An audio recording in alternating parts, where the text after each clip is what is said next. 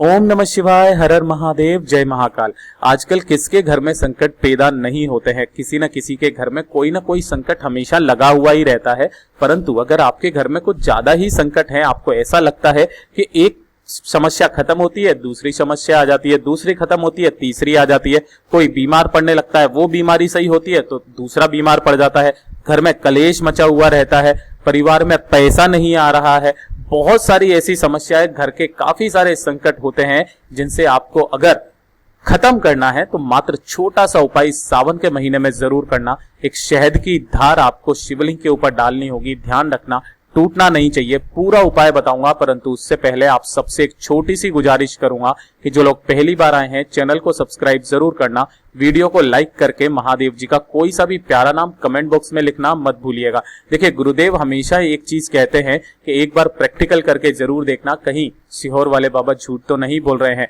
और जिन्होंने भी प्रैक्टिकल किया है उन्हें इनका पॉजिटिव मिला ही मिला है। सबसे पहले बात कर लेते हैं पहले वाले उपाय की तरफ। इस पूरे वीडियो के अंदर हम लोग दो महा उपायों के बारे में बात करेंगे जो कि आपकी सारी मनोकामनाओं की पूर्ति करेंगे, साथ ही साथ आपके घर के सारे संकट भी दूर करेंगे। ठीक है, सबसे पहले पहले वाले जो उपाय की तरफ बात करते हैं, जो कि आपका थंबनेल पर आपने देखा शहद की धार वाला। कैसे करना है ध्यान से सुनना। इस वाले उपाय को सावन के महीने में ही किया जाता है, और किस दिन करना है कुछ खास तिथियां गुरुदेव ने बताई थी, उसी दिन आपको इस वाले उपाय को करना है। प्रदोष हो गया, शिवरात्रि हो गई, मंगलवार हो गया, सोमवार हो गया, इन तिथियों पर आप इन्हें कर सकते हैं, या फिर नवमी हो गई है ना, नवमी हो गई, एकादशी हो गई, कुछ खास तिथियों पर ही इस उपाय को कर सकते हैं। ध्यान से सुनना, समझने की कोशिश करना। परंतु अगर आप इसी वाले उपाय को शिवरात्रि के दिन करते हो या प्रदोष के दिन करते हो, इसी का फल आपको दुगना प्रदान होता है। पहले वाले उपाय, अगर आपके घर के सारे संकट आपको दूर करने हैं तो छोटा सा उपाय करना होगा। आपको लेना होगा थोड़ा सा शहद। क्या लेना होगा? थोड़ा सा शहद। भैया शहद कितना चाहिए? काफी ज्यादा महंगा आता है, तो ध्यान से सुनना। आप इस तरीके से एक कटोरी लेना और केवल इतनी लेना, ज्यादा ज्यादा आधी कटोरी भर लेना, ज्यादा बड़ी वाली मत लेना, छोटी वाली जो होती है ना, आधा कटोरी आपको शहद इसके अंदर डाल देना है। ठीक है, डाल दोगे। उसके बाद में आपके घर में जो भी मुखी रुद्राक्ष रखा हुआ है वो वाला रुद्राक्ष ले लेना, चाहे वो 4 मुखी हो, चाहे वो 3 मुखी हो, चाहे वो 5 मुखी हो, चाहे वो 6 मुखी हो, चाहे वो 2 मुखी हो, चाहे वो 1 मुखी हो, कोई सा भी रुद्राक्ष हो ना, उस रुद्राक्ष को आपको इसके अंदर डाल देना है। देखिए, उपाय को करने का एक तरीका है। जैसे मान लीजिए आप शिवरात्रि के दिन इस उपाय को कर रहे हो, तो शिवरात्रि से एक दिन पहले ही शाम को आपको क्या करना होगा, इस शहद को कटोरी में डाल करके और इसी के अंदर आपको रुद्राक्ष डाल देना है। ठीक है ना, एक दिन पहले सुबह के समय ये वाला उपाय करना है। एक दिन पहले आपको ये काम करना होगा, शहद के अंदर रुद्राक्ष डाल देना है और इसे आपको अपने किचन के अंदर जो अपना पानी पीने का स्थान होता है, जिसे परिंदा कहा जाता है, वहां पर रख देना। और अगर वहां पर ना रख सको, किसी किसी के घर में नहीं होता है भैया, वो होता है आरओ सिस्टम वगैरह, तो आप अपने घर के मंदिर में रख देना, है ना, घर के मंदिर में रख देना, ओम नमः शिवाय मंत्र का स्मरण करके।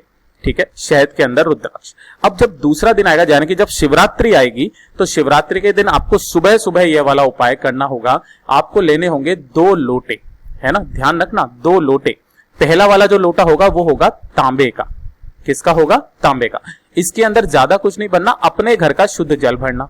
ठीक है, और जो दूसरा लोटा आप लोगे वो लोगे स्टील का, है ना, और ये इस स्टील के लोटे में आपको क्या करना होगा, जो आपने शहद लिया था जिसके अंदर रुद्राक्ष डाला हुआ है, उस रुद्राक्ष को निकाल करके आपको पहले से ही निकाल लेना है, और जो शहद है उस शहद को इसके अंदर डाल देना।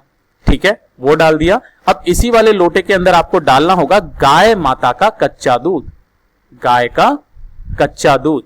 ठीक है, पूरा भर लेना गाय माता के कच्चे दूध से। अगर आपके पास में ज्यादा दूध ना हो तो जितना हो उतना डाल देना, और बाकी अपने घर के शुद्ध जल से भर लेना। ठीक है, यानी कि इस वाले लोटे में केवल आपके घर का शुद्ध जल होगा और इसके अंदर आपके शहद होगा, गाय माता का दूध होगा, और थोड़ा सा अगर दूध कम है तो जल होगा। इस तरीके से आपको 2 लोटे तैयार करने हैं, और इन्हीं 2 लोटों को लेकर के पहुंच जाना कहां पर? महादेव जी के मंदिर शिवलिंग के पास। कब जाना है? सुबह के समय, क्योंकि आपने शिवरात्रि को करना है ये वाला उपाय, तब आपको क्या करना होगा, एक दिन पहले ही शाम को वो रख देना है। ठीक है ना। अब सुबह के समय जब आप जाओगे तो ध्यान रखना, सुबह आपको जैसे ही सूर्योदय हो उसके 1 घंटे के अंदर अंदर इस उपाय को करने की कोशिश करना। आपको फेस रखना होगा अपना उत्तर दिशा की तरफ, और यहां पर ध्यान से देखना, नियम है एक खास, किस तरह से करना है।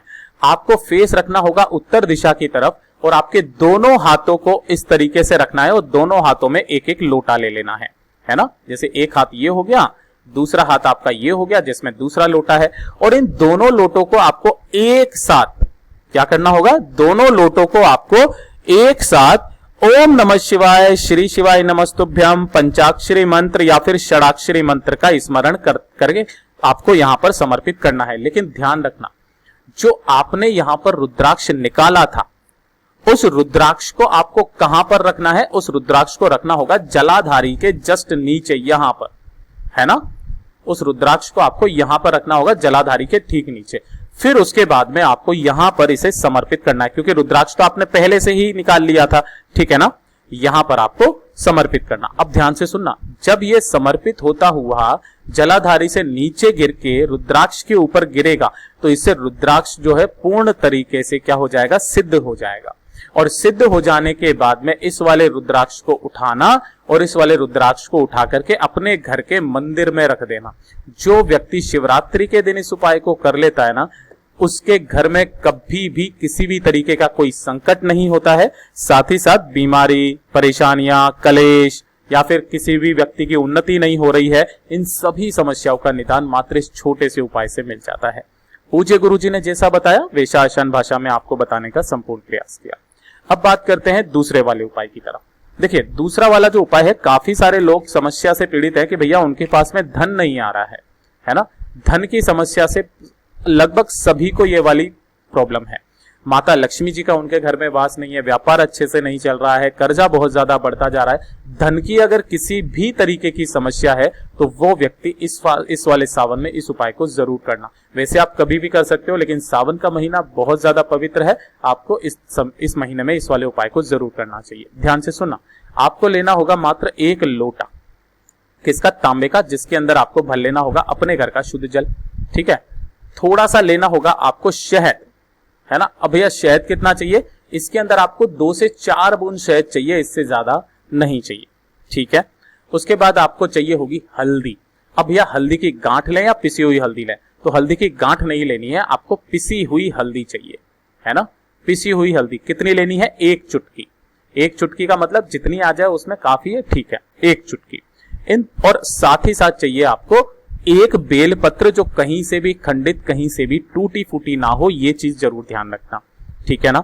अब ध्यान से सुनना, इन सभी सामग्रियों को लेकर के पहुंचना कहां पर, महादेव जी के मंदिर शिवलिंग के पास। सबसे परफेक्ट समय बताया गुरुदेव ने, प्रदोष काल में पहुंचना, शाम के समय पर, ठीक है। जब आप यहां पर पहुंचेंगे तो सबसे पहले आपको करना क्या होगा, उत्तर दिशा यानी कि नॉर्थ डायरेक्शन की तरफ फेस रख करके आपको खड़ा होना है और सबसे पहले 1 लोटा शुद्ध जल मेरे देव आदिदेव महादेव जी के स्थान पर आपको क्या कर देना होगा, समर्पित कर देना होगा। शिवलिंग के ठीक ऊपर ओम नमः शिवाय, श्री शिवाय नमस्तुभ्यम, पंचाक्षरी मंत्र या फिर षडाक्षरी मंत्र का स्मरण करते हुए, ठीक है। उसके बाद में 2 मिनट यहां पर बैठना और अपनी कामना कहना महादेव जी से, ठीक है ना। अपना नाम और गोत्र बोल करके धन की जो भी समस्या है वो कह देना। अब जो आपने एक बेलपत्री ली है ना, उस बेलपत्री के ऊपर क्या करना होगा, ध्यान से सुनना, आपको हल्दी और शहद का एक मिश्रण तैयार करना होगा, छोटा सा चंदन तैयार करना होगा हल्दी और शहद से, ठीक है ना। और शहद और हल्दी से जो भी तैयार हुआ है उससे आपको क्या करना होगा, जो बेलपत्री है जिसकी बड़ी वाली पत्ती है, बीच वाली पत्ती, उसके चिकने हिस्से की तरफ यहां पर लिखना होगा आपको श्री। क्या लिखना होगा, श्री। और इन दोनों पत्तियों पर लिखना होगा आपको ओम, है ना। जैसा भी लिख दो, बस अपने मन में ये चीज याद रखना कि मैंने आपको यहां पर ओम लिखा है, ठीक है ना। चाहे वो दिखाई दे या ना दे, आपको ओम लिख देना है, बस इतना सा। अंतर मन की भी बात मेरा भोला बाबा सुन जरूर लेता है, ठीक है ना। और यहां से आपको इस तरीके से लिख के, कहां से पकड़ के, इस वाले स्थान से पकड़ के इसी वाली बेलपत्र को समर्पित करना होगा माता अशोक सुंदरी के स्थान पर, अपनी कामना कहते हुए। देखिए कैसे, जिस तरफ में आपने श्री और ओम लिखा है ना, वो वाला हिस्सा रहेगा नीचे की तरफ, ठीक है ना। बेलपत्री की डंडी रहेगी कहां पर, जलाधारी की तरफ। इस तरीके से आपको माता अशोक सुंदरी के ऊपर इसे समर्पित करना होगा। किस जगह से पकड़ के करना है? इस जगह से पकड़ के करना है, ध्यान रखना, अंगूठे और अनामिका उंगली के द्वारा। ठीक है, अब यहां पर आपको छोड़ना नहीं है, इसे पकड़े रहना है और यहां पर टच करवा देना है, और टच करवा करके पकड़े रह करके आपकी जो भी कामना है आपको माता से कह देनी है। उनसे कहना कि महादेव जी को बोलना कि वो मेरा काम ये वाला जल्दी से जल्दी करवाए, मेरे धन की समस्या हमेशा के लिए खत्म करवाए, और फिर उसके बाद में इसे यहाँ का यहीं रख देना, छोड़ देना। ठीक है, और उसके बाद 2 मिनट यहाँ पर बैठ करके ओम नमः शिवाय, श्री शिवाय नमस्तुभ्यम पंचाक्षरी मंत्र या षडाक्षरी मंत्र का स्मरण करके वापस घर की तरफ आ जाना। हफ्ते में, सावन में एक बार इस उपाय को जो व्यक्ति कर लेता है, धन की समस्या पूरे साल भर उसके जीवन में कभी नहीं रहती है। गुरुदेव ने जैसा बताया वैसा आसान भाषा में आपको बताने का संपूर्ण प्रयास किया। वीडियो पसंद आया हो तो लाइक जरूर करना, चैनल को सब्सक्राइब जरूर कीजिएगा।